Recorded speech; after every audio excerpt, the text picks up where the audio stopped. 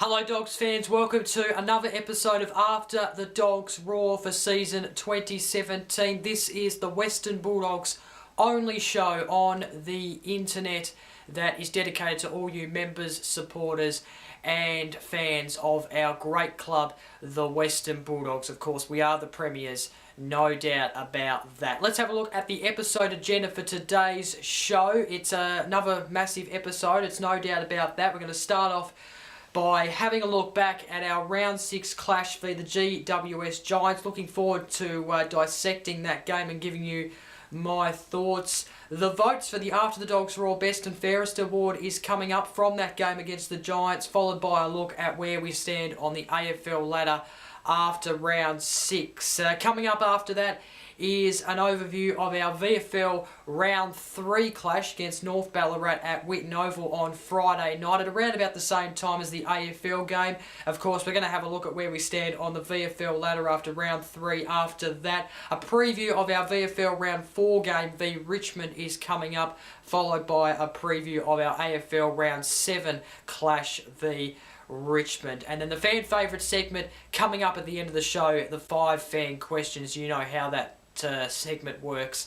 I pick the best 5 questions and answer them here on the show. So let's not waste any time. Let's get stuck into having a look back at our round 6 clash for the Giants. So of course we're in Canberra on Friday night to take on the GWS Giants and to write another chapter in the rivalry that's developed between us and the Giants. Of course, this was the first time these two teams were meeting since the preliminary final last year, when of course we beat them over there at Spotless Stadium in what was a cracking game of football, one of the best you'll see, and of course that booked us a place in the 2016 AFL Grand Final, and that's how we became the premiers of 2016. So another chapter being written here in this encounter, and it was a very interesting start to the match, a close first quarter, it must be said. In fact, it was close throughout the whole entire game.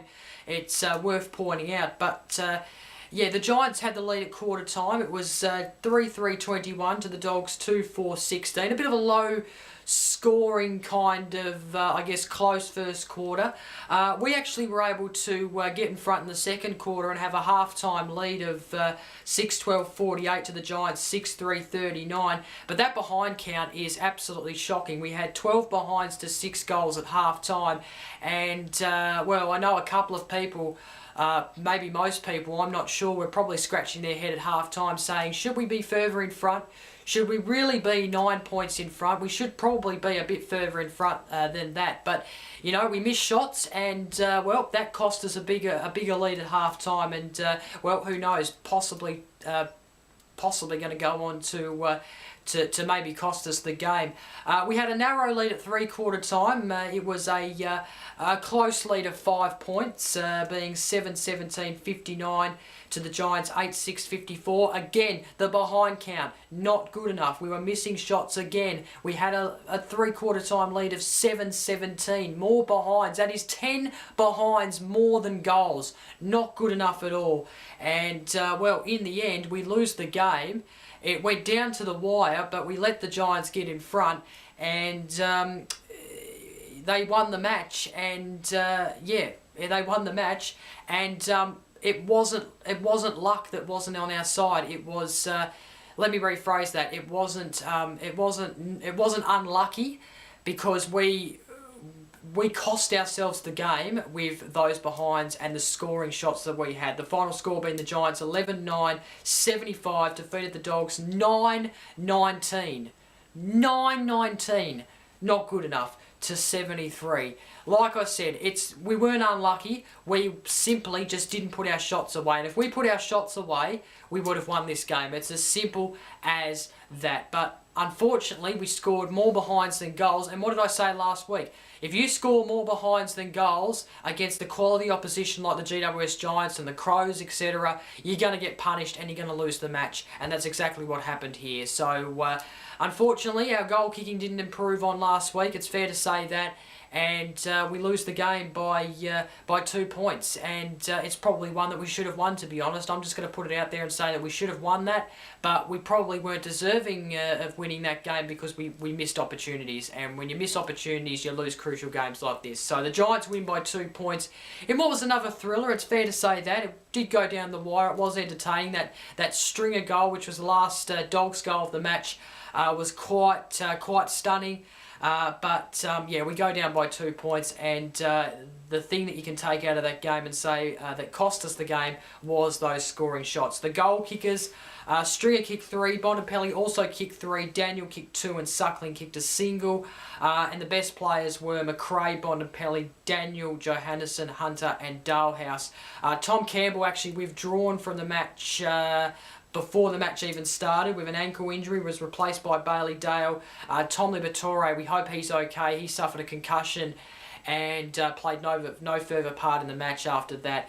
And, just over 14,000 attended this game. The first Friday night game for premiership points to be played in Canberra. Lucky to be a part of it. And, of course, an incident there with Toby Green, a big hit on Caleb Daniel, of course, reported for striking. Simply not good enough from Toby Green, and it's good that he's got 2 weeks. He probably should have got more, to be honest. He probably should have got 3 or 4, but the 2 weeks is better than nothing, I suppose.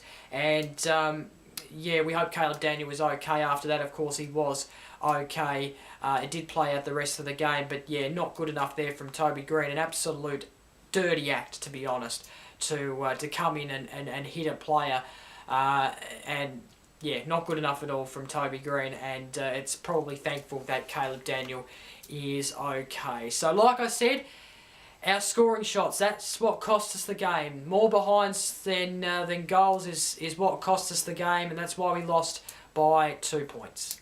Okay, time now for my round 6 votes for the After the Dogs Roar Best and Fairest Award. Let's get straight into my votes. I'll start with my 1 vote, and that is to Jack McRae. I thought he was fantastic. 26 disposals, 16 handballs, 10 kicks. He was absolutely fantastic. He didn't get on the goal sheet, but he got on the behind sheet with 1 behind that. But that's obviously not why he is getting the single vote. He also made 8 tackles as well. So Jack McRae, 1 vote for me. 2 votes goes to Caleb Daniel. He kicked 2 goals. He was outstanding. 8 marks, 24 disposals, 14 kicks, 10 handballs. Came back into the side after a stint with the VFL side, and did a very, very nice job, in my opinion. So Caleb Daniel gets 2 votes for me. 3 votes goes to Marcus Bontempelli, who was outstanding. 22 disposals, 12 handballs, 10 kicks, 7 tackles, 3 goals. He was a real influence, and of course was quite accurate in front of goals, because he got 3 goals to 0 behind. So he did not contribute to that behind count that I was talking about before. But there you go, Marcus Bontempelli, the 3 votes. Let's have a look now at the leaderboard. Here's the leaderboard after round 6. Marcus Bontempelli takes the lead from Luke Dalhouse. He is sitting on 8 votes. Luke Dalhouse is second with 6 votes.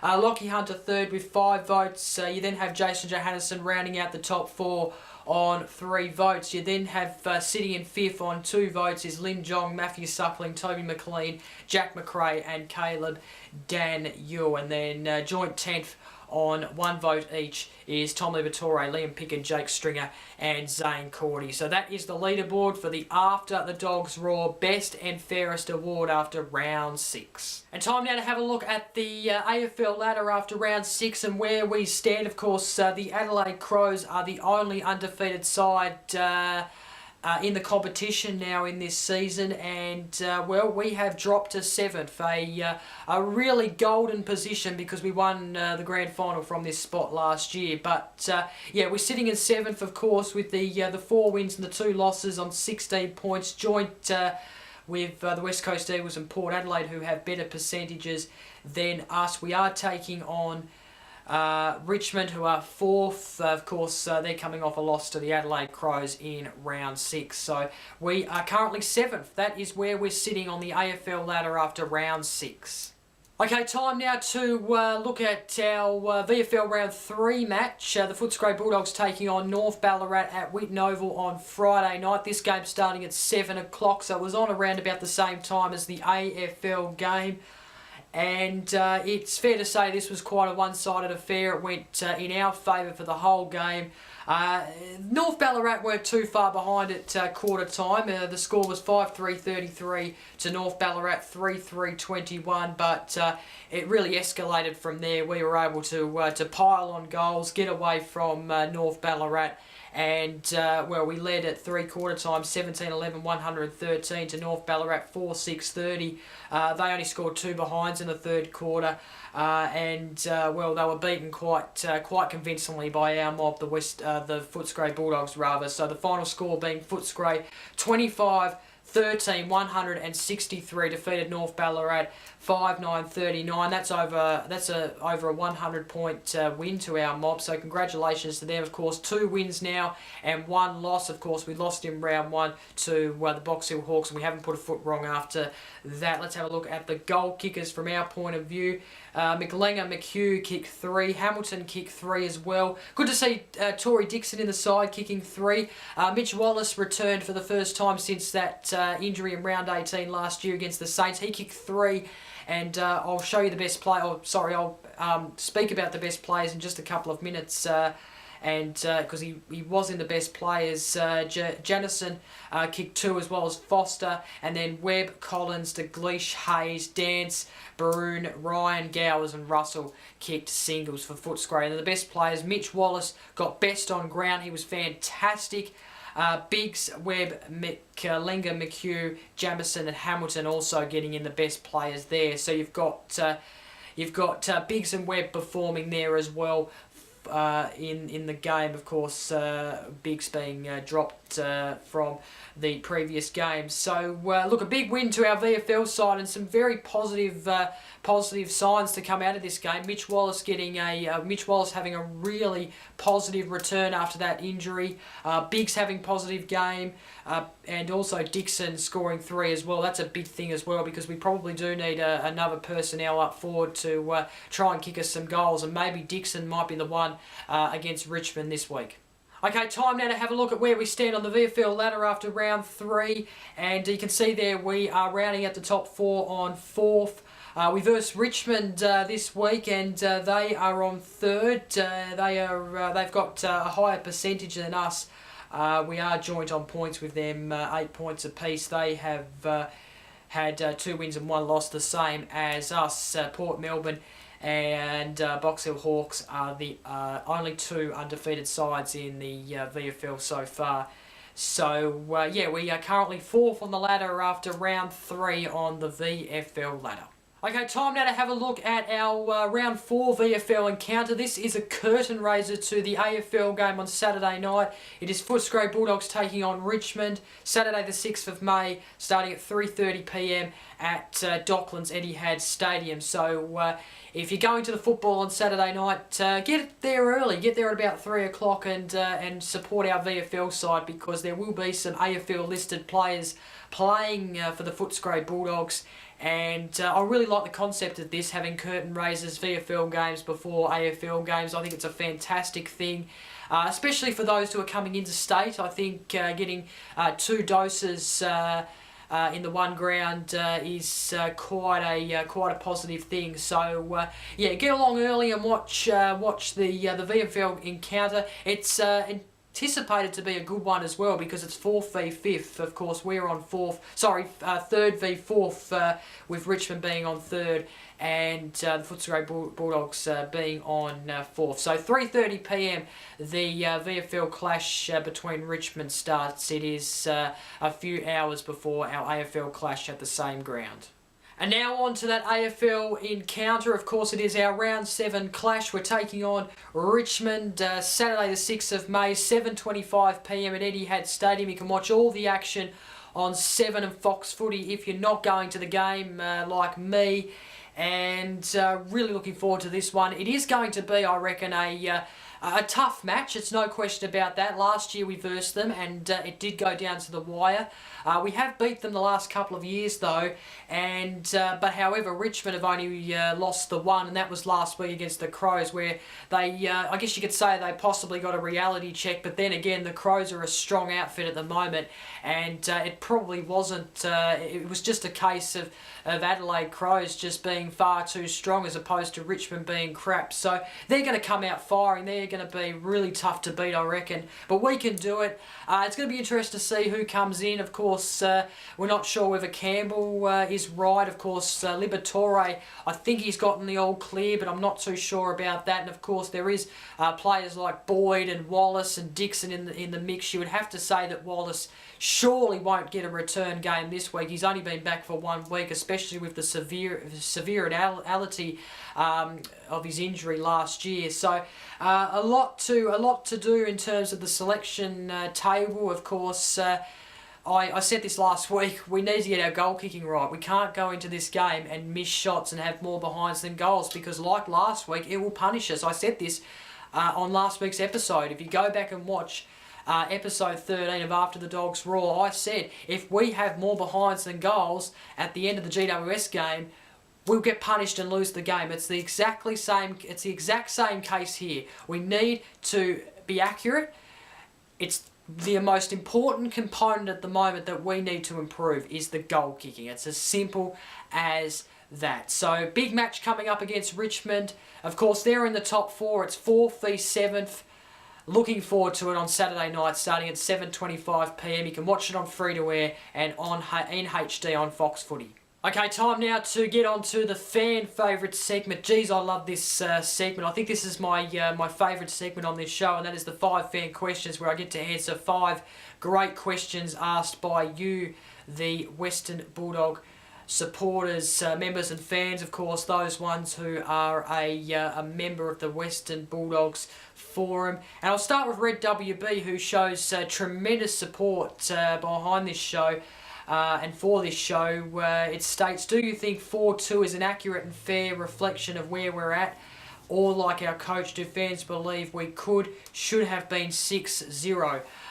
We could have been 6-0, but we're not. And I'm probably going to say that it's probably right to be 4-2. Let me explain that. So, look, the game against Freo, we came out and we were slow, we were sluggish, and probably didn't deserve to win that game in the end, although there was probably a lot of things we could have done to avoid that loss, especially when we were when the game was tight, I guess, and when we did hit the lead in that period of the game.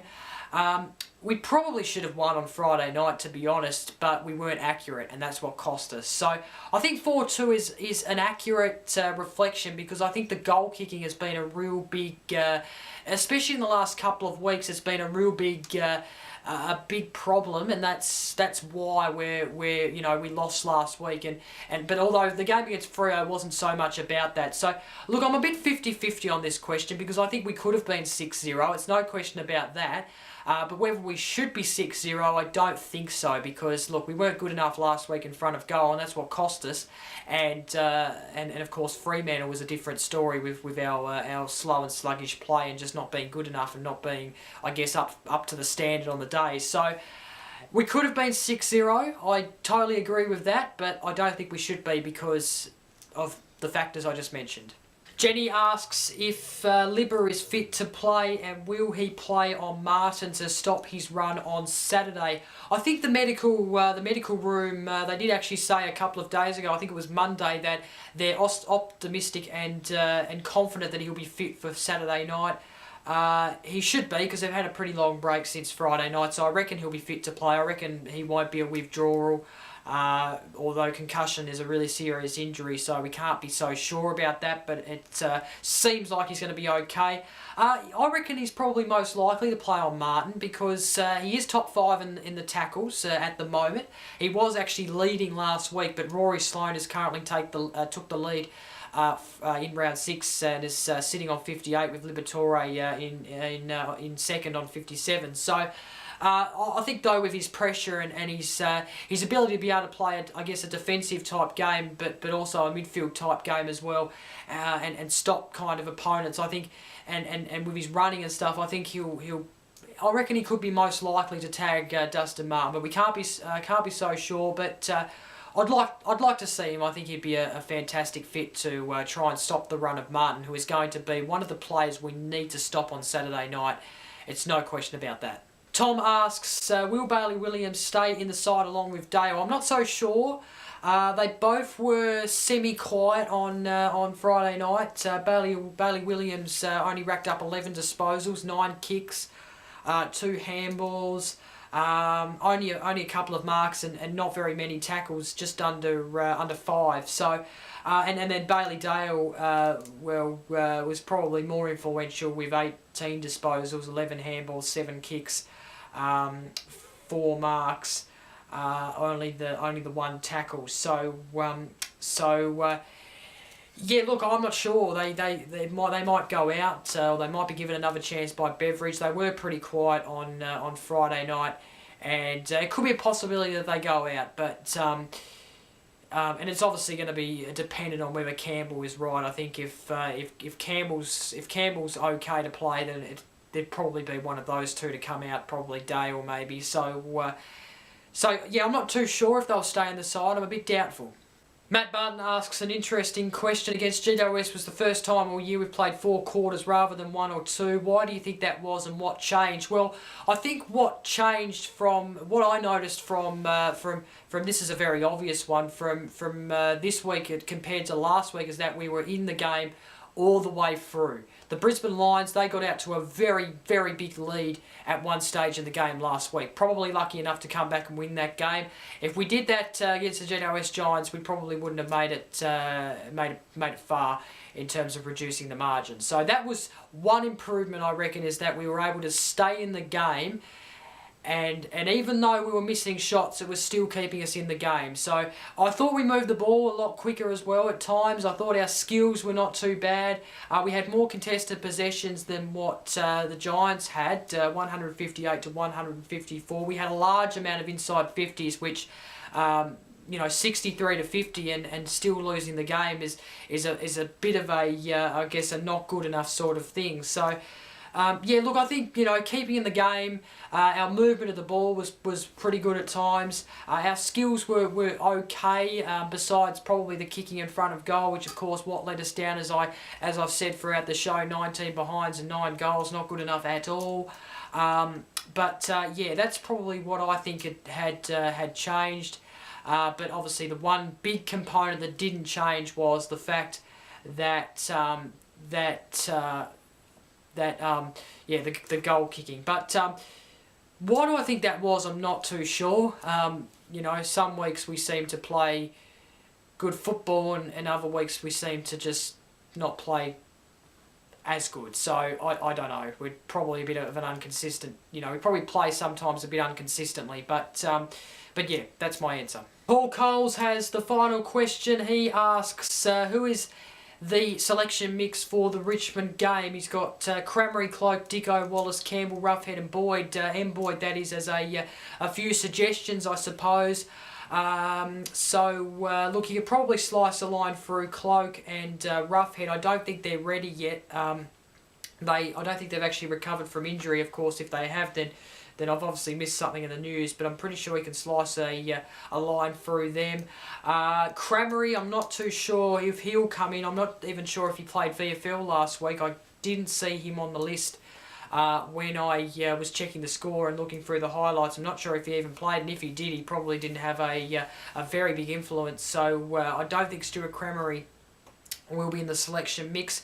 You could probably slice a line through Wallace as well, even though he was best on ground against North Ballarat in the VFL game last Friday night. I don't think he's ready to come back just yet after a pretty large spell from that injury.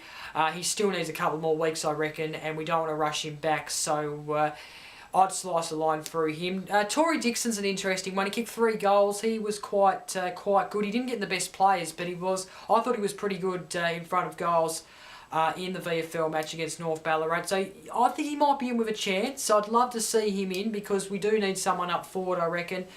Campbell, I'm not too sure what the situation is with him, whether he's right to go. If he's not right to go, then a line will be drawn through him, and whoever comes in for him, I'm not too sure. I'd love to see Tim English get a go this week. I reckon just chuck him in and see how he goes, even though it is a big game. Matthew Boyd, if he's okay, he'll play. It's no question about that. I don't think I've missed anyone else, have I? But look, I'm not really sure who comes in and who comes out, to be honest. But I reckon out of that list, I reckon Dicko, Campbell, if he's fit, and Boyd, if he's fit, basically the players who make up the selection list for this week. And I think Tim English is in with a shot, as I mentioned. I think he's in to make a debut, and you can even throw in there Biggs and also Webb, who performed quite nicely in the VFL on Friday night last week. So that is my answer to that question. And that is it for another episode of After the Dogs Roar. Thank you very much for watching. Of course, don't forget to like, comment and share this video. Subscribe. And until next week, I'm Jacob. Go Dogs. Bye for now.